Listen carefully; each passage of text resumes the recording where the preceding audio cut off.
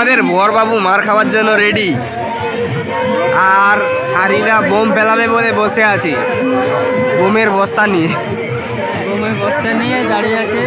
আমাদের শুভ এখন ছবি তুলতে খুব ব্যস্ত। ওইখানে যা,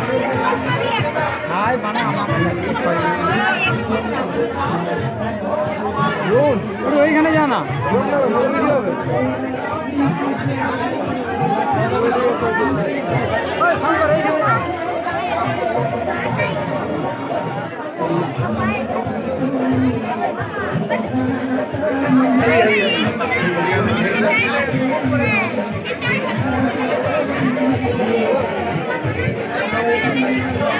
আমি আসি